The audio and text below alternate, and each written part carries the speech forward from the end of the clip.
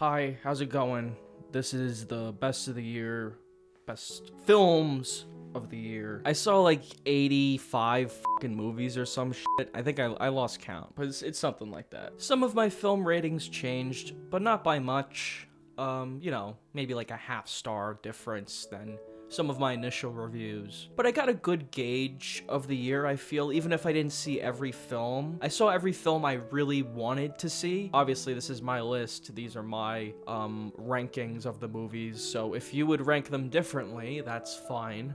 There were so many good movies from 2023, honestly, that not all of them made it into my top 20, and there will be some movies that people go, what? He didn't put that in his top 20? And I also didn't include any documentaries in this list, because I think I only saw one, and yeah, it's just not, like, I just don't feel like it's really fits in to this list here, for this year anyway. We've been doing this for a while, so, I think it's time for us to just get right into it. Slide right into it.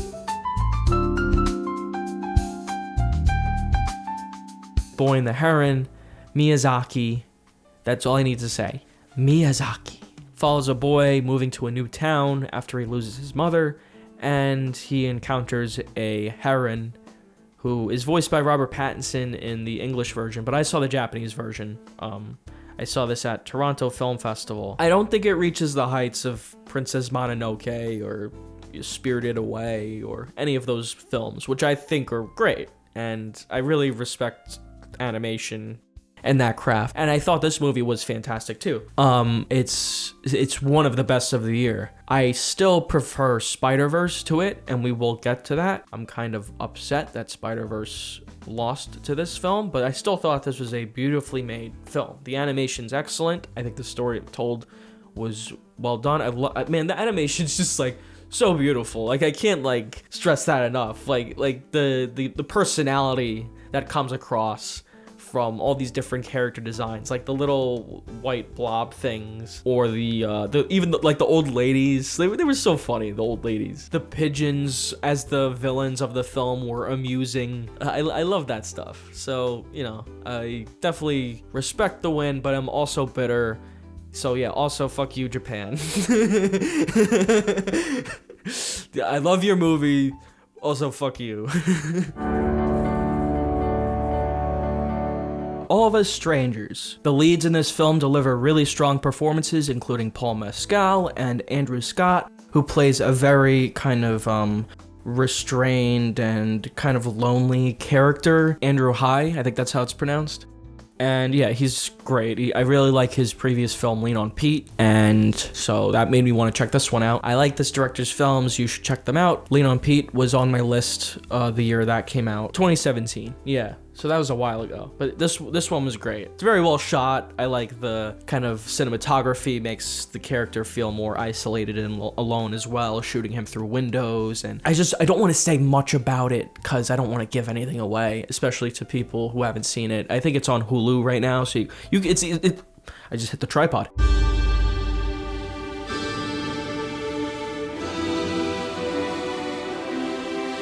Guardians of the Galaxy Volume 3. Guardians of the Galaxy Volume 3 follows the Guardians of the Galaxy on a new adventure as Rocket uncovers his past. Star-Lord goes to Earth for something, and the bad guy's weird. He got his face all clawed up. I really love this film. I thought it did a great job concluding the trilogy. It's my favorite Guardians of the Galaxy film, probably. The movie had an underlying animal abuse message, which I thought was interesting. The effects and the set pieces and the characters, it's all just so well done, so much fun to watch. To me, Guardians is a perfect modern trilogy. It's great camaraderie between the characters. I liked all of them, even the new characters, although I thought Will Poulter would be in it more. Number 17, Skinamarink. This movie scared the fucking shit out of me. And it did a great job being original and captivating in every way. In every possible way it could present its story. It is 100% unique and creative and captivating. And, you know, there's all kinds of Google user reviews or whatever, fucking morons. Luckily, he got me here to recommend good movies like Skinamarink to you. These people probably watch fucking Sound of Freedom, so don't even worry about it. Yeah, Skinamarink's awesome, one of the best of the year. Its minimalist approach to telling its story is actually really engaging. It plays a lot on the audience's childhood fears, such as afraid of being in the dark, afraid of being alone in a house at night. In the last half hour, this film gets insanely experimental and gets really awesome. I don't want to say much else about Skinamarink in case you want to check it out, but definitely see it. It's really good.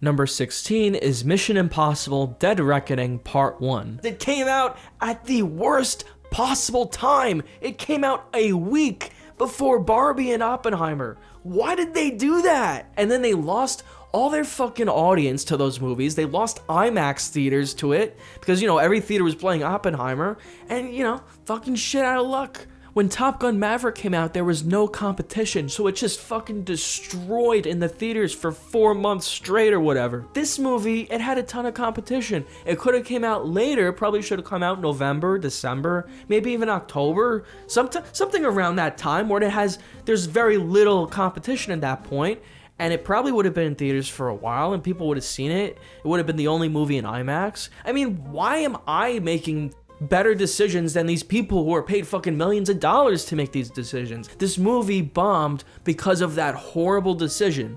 That being said, it's a great movie. It's a really great action movie. Tom Cruise is good in it, even though he's a weird Scientologist. But at least Alec Baldwin isn't in it. And like it's just like a solid action movie. It's got great set pieces. The last 40 minutes of the film is fantastic. It's like one awesome action stunt after another. I'm definitely really excited to see the next one, and I really enjoyed watching this film twice in theaters, so I supported it. Man, that was just such a dumb move. I don't know why they did that. I don't know if that was Tom Cruise's decision because he's a maniac. He's like, this movie's got to come out in the summer. I'm the king of the summer.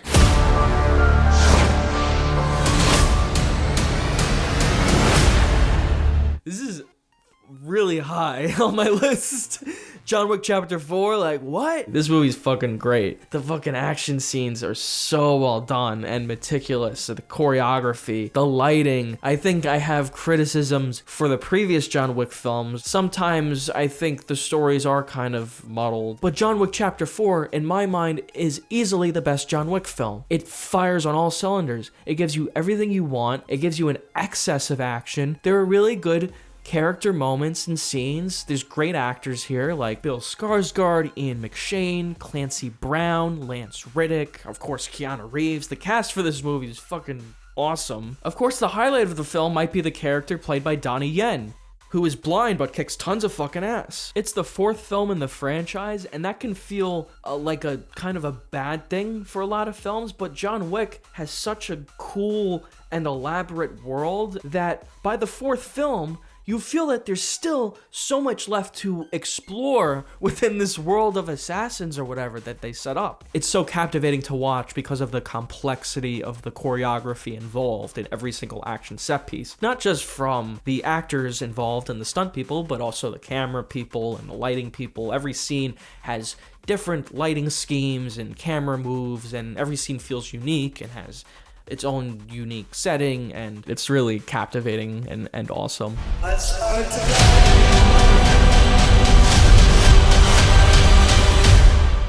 The Iron Claw. It's a story about a family of wrestlers. The father, who is a retired wrestler, is very demanding and controlling of his sons because he wants them to be these great wrestlers as well. But really the story is about how he pushes them too hard to the point where it leads to their family's downfall. And it's a very interesting, very true, and very tragic story. There's a lot of varies in there, but you get my point. And unfortunately, I feel this film didn't really get the attention it deserved, maybe because of the subject matter. Not just wrestling, but also this family and so on. I never heard anything about this story, but I saw it mainly because of the names involved, like Zac Efron, Jeremy Allen White, Holt McCallany, and also the A24 connection. But this is a really good story. The acting in it was super solid from everyone. I didn't feel like any of the actors were wasted necessarily in their roles. They were all really good, fleshed out characters, and they understood the trajectory of their arcs the entire time. And this is a great one. Definitely check it out.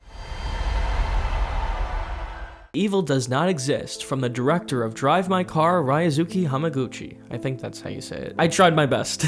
It's like the Justice League hobo. I tried. Yeah, that's me. I'm not even sure if this film is released yet, but this is one I saw at New York Film Festival. The film follows a man and his daughter who live in a village as they kind of confront this gamping company. They want to make a gamping site. Like, what the fuck is gamping? It's like camping, sort of. But basically, this company wants to ruin their village's environment. They're gonna like contaminate all the drinking water. But of course, the way this story is presented, a lot like Drive My Car, it's very slow moving and character driven. It really takes its time to deliver its point, and I really loved the movie. I love the pace of it. I love the message of it. I think it really hits home, and I like the characters. I think that's a huge thing, that all the characters were very distinct and also likable to certain extents. Like these people who represent the company, they don't even work they work for the company, but they're a talent agency, and they're just hired by the company to inform the village of this unfortunate situation that's about to take place, and hopefully get some of their input, although they don't really care about that. But they're not presented as entirely unlikable. They're kind of likable characters, the bad guys, or at least some amount of likability and humanity to them. Like I said in my coverage of New York Film Festival, there are these themes of urbanization and this getting entangled with tradition and family and all these kind of different threads, but they all, I think, come together in a way. And I really like the ending of the film too. I think some people won't. I was talking to some people who didn't, but it's a good ambiguous ending that leaves you with questions in a good way.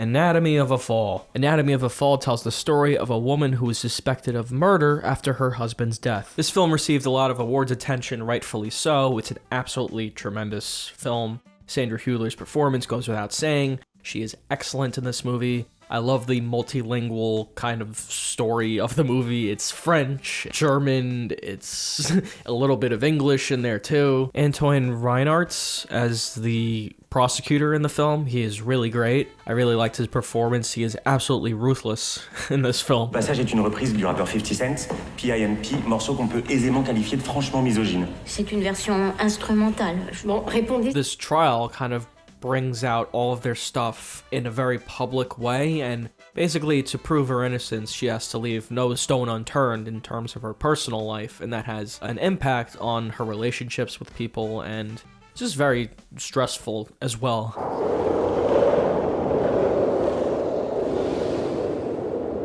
Beau is Afraid, featuring the song Goodbye Stranger in the trailer, and then not featured anywhere in the movie. I feel gypped. This movie was mismarketed. I'm going to sue them. What?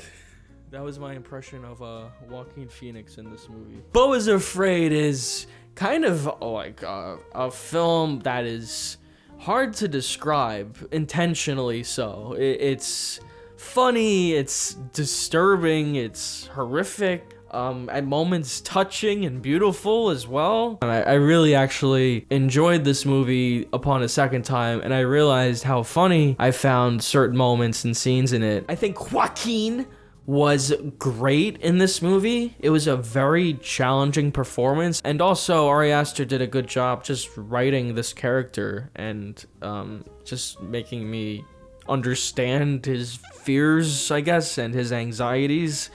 Because this is based on a short film from Ari Aster, which I had also seen, and it's a cool little short film. It's kind of like that, almost that first little chunk of the movie where he's in his apartment. I think they both kind of convey the same point ultimately, and maybe that could be seen as a criticism of the film, that it is too long.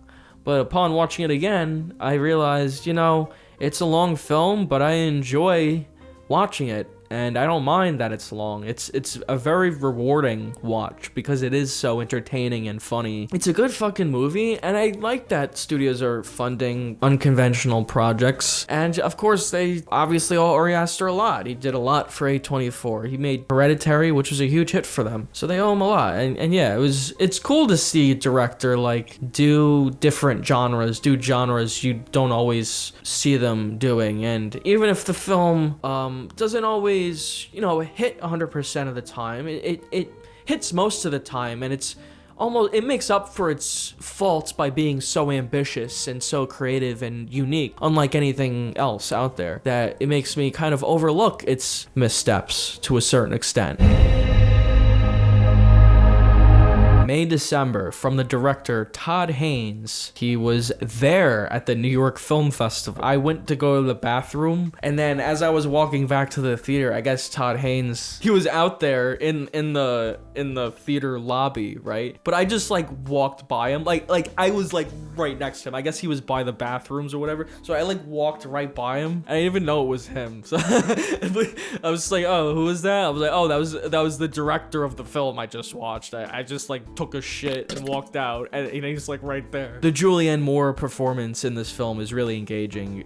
Natalie Portman is great in this film as well. She has a lot of moments to shine, like this. I mentioned in my review this kind of long take at the end of the film where it's just her looking at the camera and acting for like a few minutes, and you know. So Natalie Portman's great in the movie, but Julianne Moore, her character, there's a lot of like little details to her character that you pick up on, like she has a lisp. This is a really funny film. I think it handled the subject matter really well, tastefully. It gradually kind of lays on the audience the situation and what's going on, and plays up the comedic kind of awkward aspects of it as well. But it is a good drama. I mean, it's pretty fucking devastating as well, I think, to some respect, this whole kind of debacle, and disturbing for sure. Past Lives. Past Lives follows the relationship between two characters as life kind of drifts them apart and then slowly brings them back together and then back apart again. I think a lot of people connected to really the story, even though it's not something you necessarily expect to hit you so hard. It does. It had a profound impact on me, and the three leads in this movie were fantastic: Greta Lee, Teo Yu, and John Magaro. The situation felt realistic, the characters and how they reacted to everything, how the story unfolded, tasteful and intelligent and respectful of the audience, and it was a very great drama. I think you should check that one out. Number 8 is Asteroid City, and I loved this movie. Asteroid City follows a group of quirky characters that Wes Anderson is known for as they encounter a strange new being in a desolate western town. The meta-narrative and the odd structure of the whole thing of framing it inside of a play, and it's based on this and that, and this, you know, you see these writers and they're writing the play, and then the movie you're seeing is actually a play, but it's like the real thing. It's like so convoluted, but it's also very funny and intentionally absurd, I think, but also kind of reflective of what stories mean and what they mean to the people who make them, just as much as the audiences who watch them. The stop motion alien puppet thing was great. That's one of the highlights of the film. Yeah, overall, very funny film, very unique. This is the first film of Wes Anderson's with Tom Hanks in it, but no Bill Murray. No Bill Murray, who has been in every single one of his films, I believe. I think there was like some scheduling thing going on. Number 7 is The Killer, starring Michael Fassbender. The story follows an assassin as he takes on a series of hits. The main character is very mysterious. He doesn't have a real name. He's always under a fake alias or identity. It's just interesting to see his thought process and his way of viewing the world. It's more an exploration of our lack of empathy today as people, not just, you know, this character. Other people, he's able to exploit their lack of empathy, their lack of caring, to kill people and make money, and it's interesting. The statement this film makes, I think it's really well done, and the performances are good. It's thrilling. It's sleek, almost like as meticulous as the character in the film. I love the score from Trent Reznor and Atticus Ross. It's one of my favorite aspects of this film, and it's one of my favorite scores of the year. I love that fight scene in the house with the brute. That whole fight was fantastic.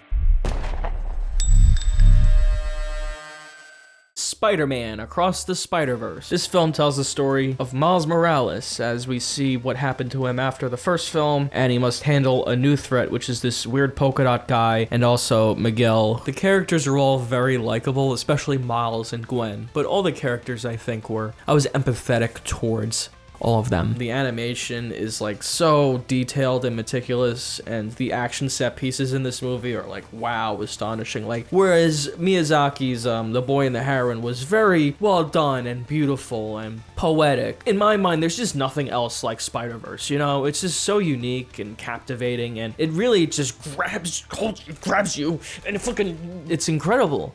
It's so well done. They at least hold up to the Sam Raimi Spider-Mans, I would say. I think they're about as good as those. And I love Spider-Man 2. That was one of my favorite films growing up. But these movies, they're just so bold, and I just love the animation. The Teenage Mutant Ninja Turtles movie that tries to have that similar animation style. Not that I say that as a criticism either. I think that just shows the impact that Spider-Verse has had on Western animation. And yeah, this movie just looks incredible. Great score as well. I really like the score, even though sometimes it's mixed too loud. But overall, this is just a great fucking movie, and you should definitely see it. If you haven't already, you probably have. Definitely watch this on the biggest screen you possibly can, because it is fucking cool. Number 5 is The Holdovers, and I heard some of the things about the plagiarism of whatever the script. Yeah, I definitely take the statement from the guy who wrote Luca seriously, but that being said, there were other aspects to The Holdovers that I appreciate as well, such as the performances from Paul Giamatti and Divine Joy Randolph, the cinematography, the nostalgic kind of feel of the movie, the film look of it felt very old school, like I was watching The Graduate or like a film like that, Harold and Maude, a 70s era kind of drama. Very straightforward, very like character driven, but really great and memorable, very funny as well. Funny dialogue and great characters and moments. I saw this film twice. The second time I saw it was a film showing in the city, and that was awesome. It really gave you that retro feel that you're watching an old movie, and I love the score for this film as well. I have the vinyl for that one. Yep, there we go. Didn't open it yet, but that's it. Very nice. Overall, this was a delightful film that left a smile on everyone's face when it was over. The Holdovers.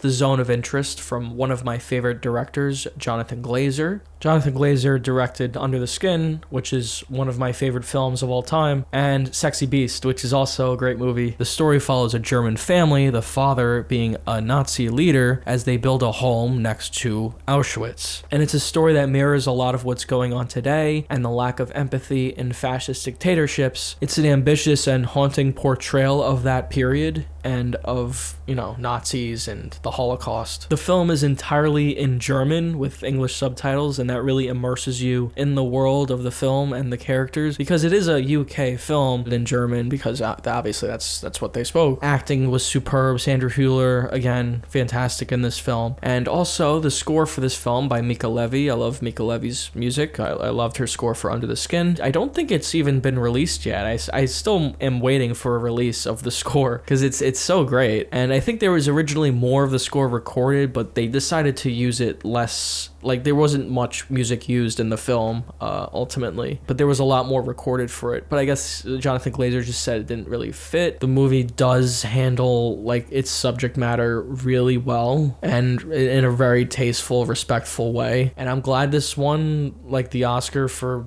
Best Foreign Film. I feel it was, like, the most important film to win that award, and especially with its message and its relevance to what's going on today. I think regardless of that, which I obviously 100% agree with, what everyone says about as far as the message of this film and what it means, I just really appreciated Glazer's direction, the way he chose to film his scenes and edit them and block them, what he chose to show and what he chose to not show, the use of sound, the use use of color, the use of imagery in certain scenes. This is a film I wanted to see a few more times because of how well made it was. Those parts of the film, when they really just like, you know the horrors of like what's going on beyond the wall, but you don't see it, you only hear it.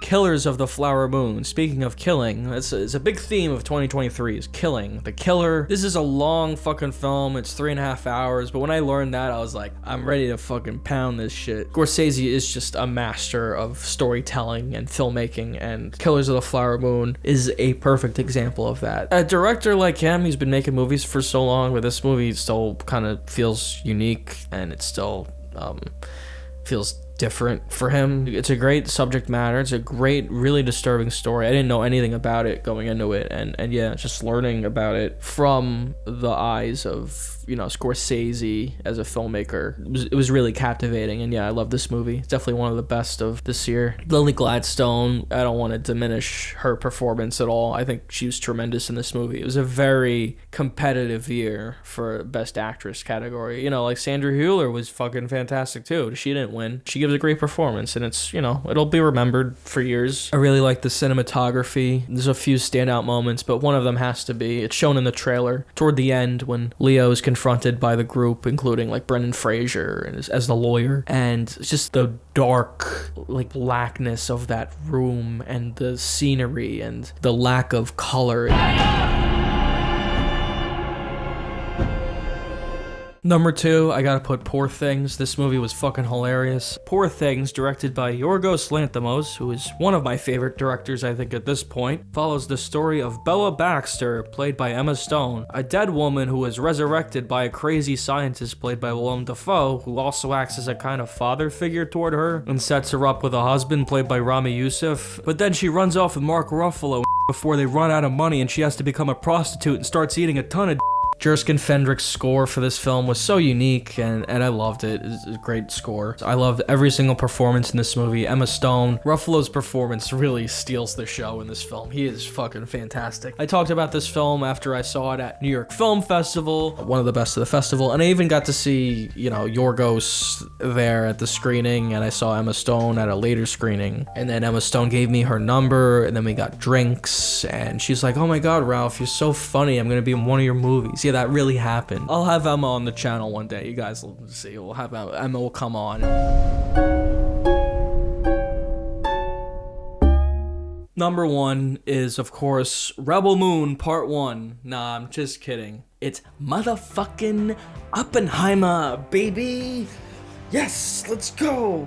Nolan for the win. Nolan takes the Oscar.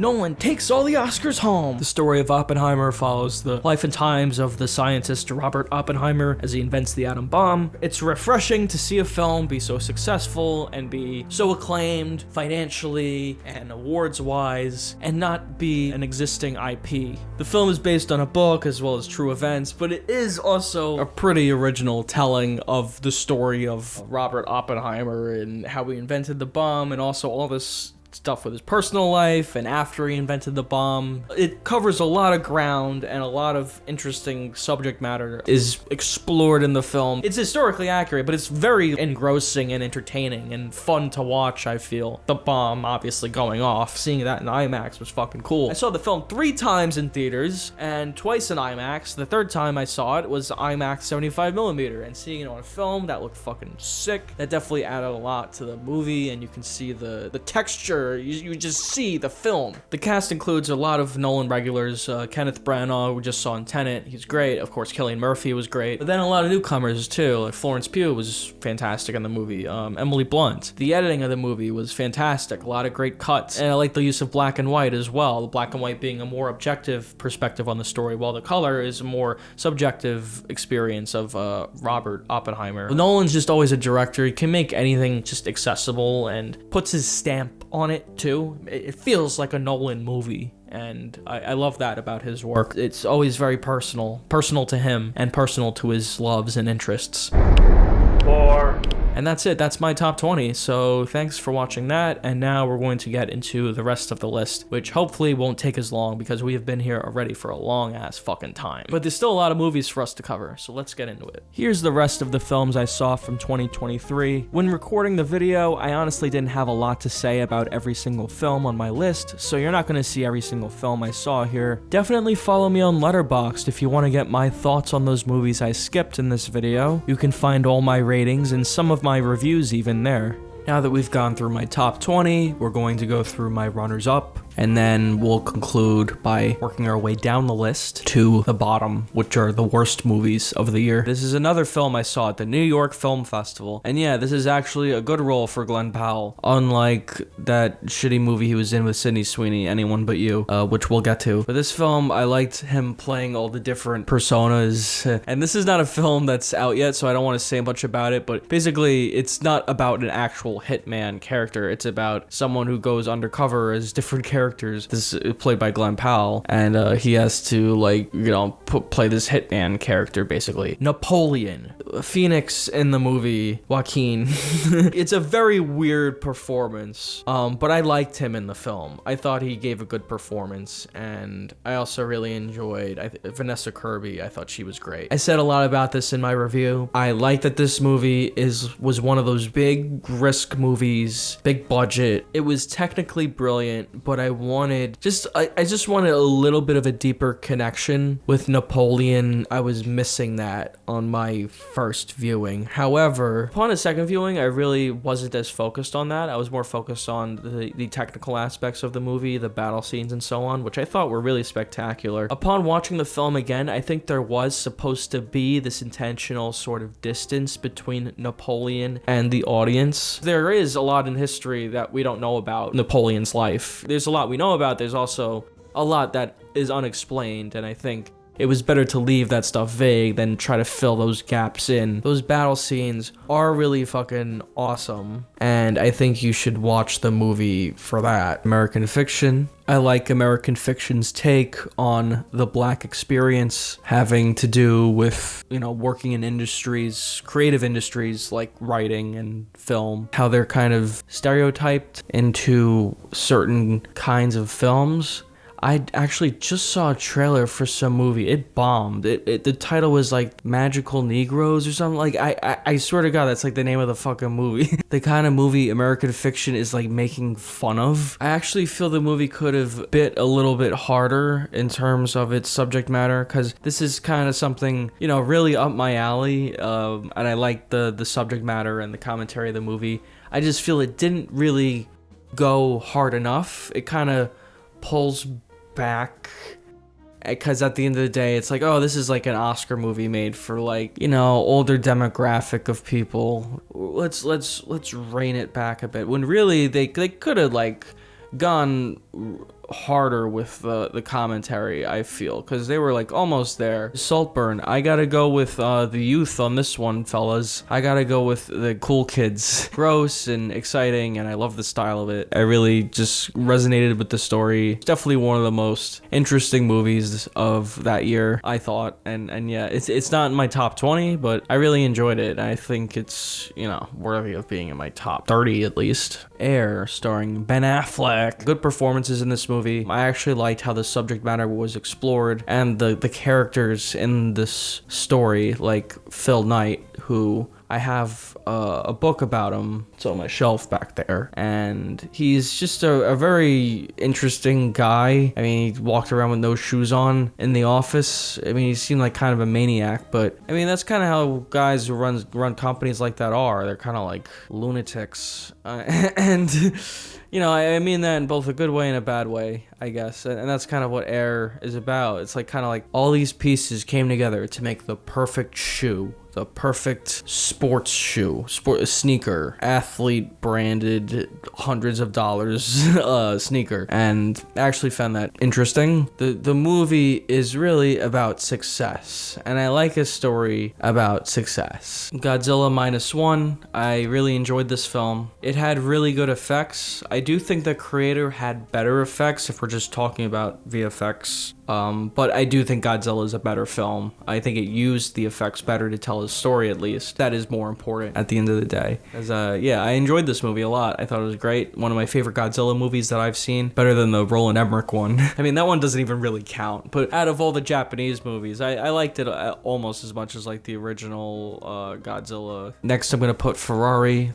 Good performances, and it was cool seeing Penelope Cruz and Adam Driver there at the festival, as well as Michael Mann. I'm looking forward to Heat 2. I hope that comes out. Next, I'm going to put Wonka, which I have a review of, but to summarize my thoughts on Wonka, I, initially went into it thinking it wasn't going to be very good, and Timothée Chalamet kind of put me off with his acting. It's directed by Paul King, director of Paddington 1 and 2, which explains why this is a good movie, actually, and the movie looks good. It has a sense of fun, and the characters are great. There's lots of clever setups and payoffs and cool gags and clever writing. Next is Barbie, and I really enjoyed this movie. I do not think it's the best picture of the year, but I really enjoyed the movie and I love the message of it. I thought Ryan Gosling was fantastic in this movie. I thought he was awesome as Ken. Next up is Theater Camp. I really enjoyed this movie. Has really good songs, actually. It should have at least been nominated for the songs, I think, at the Oscars. I mean, I really like the song at the end about camp. Camp isn't home, or isn't it kind of? Next up is Bottoms. Funny film, good performances from Io Debris and Rachel Sennott.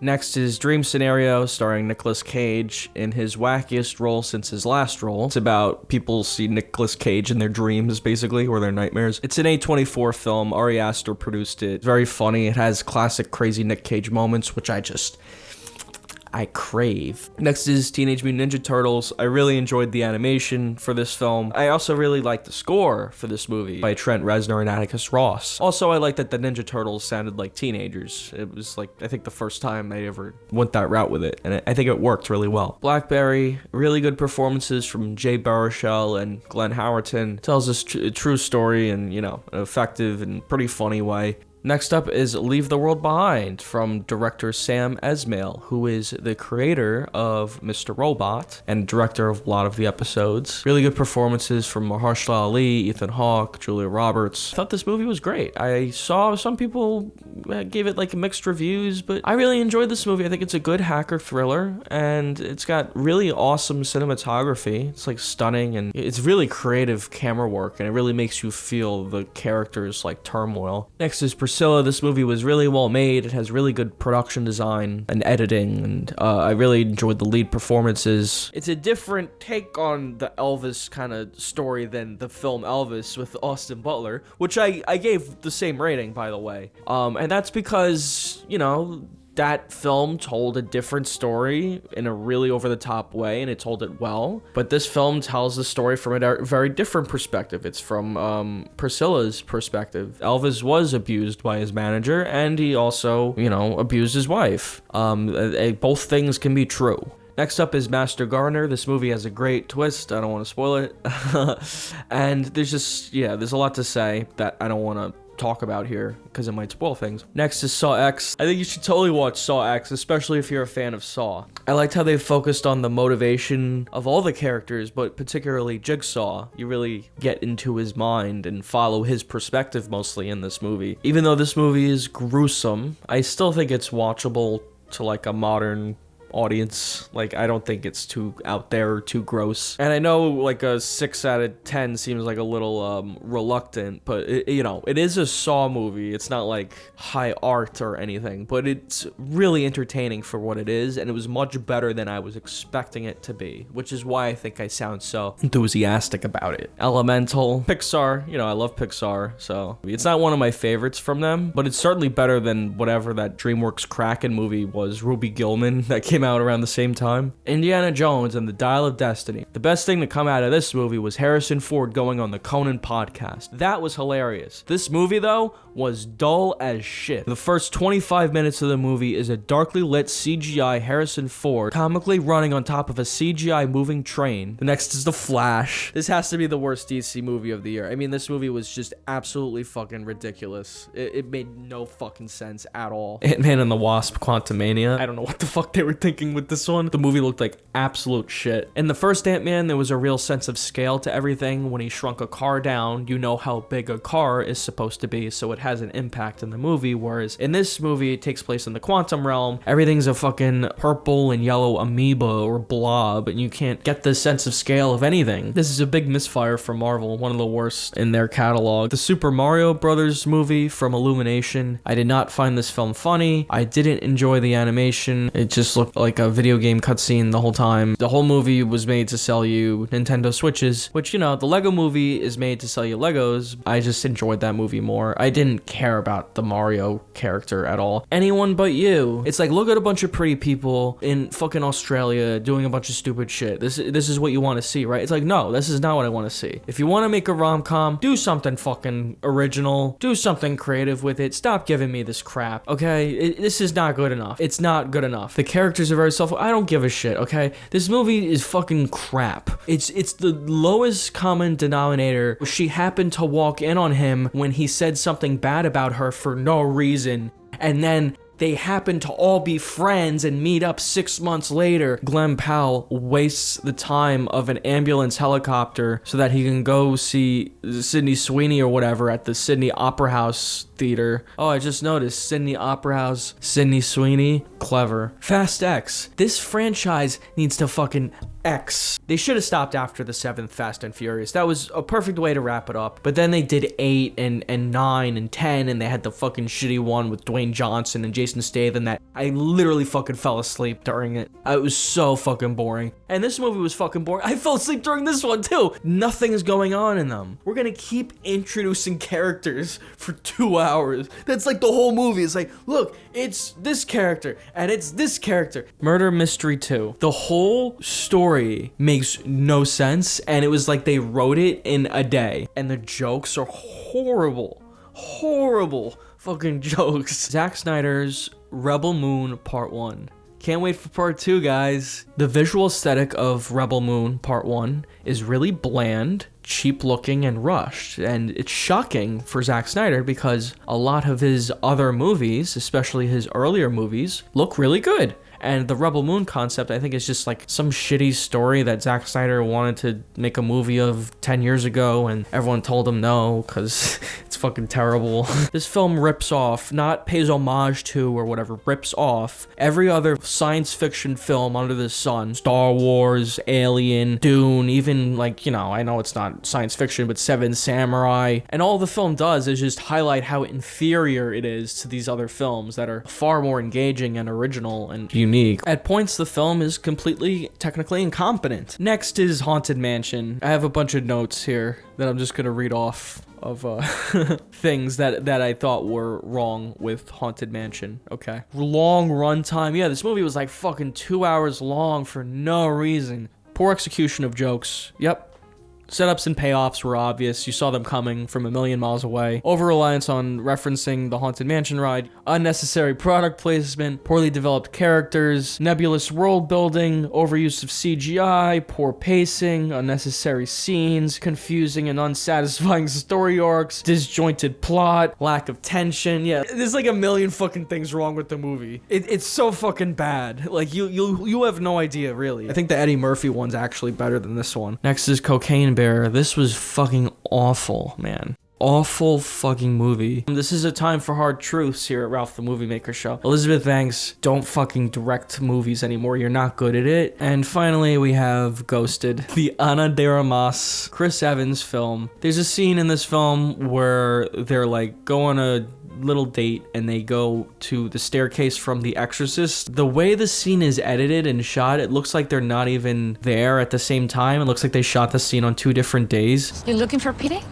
That's exactly what I'm looking for. There's a lot of really pointless cameos in the movie too, like Ryan Reynolds briefly, but they don't do anything. It's just like for a lame joke. Such a wasted time. And now we're gonna go through some of the video games of last year. So let's go through Armored Core. No, I'm just kidding. Thanks for watching. Thanks for another great year. And here's to 2024 and all the great movies it will bring. It already brought a lot of great ones like Madam Web and Argyle.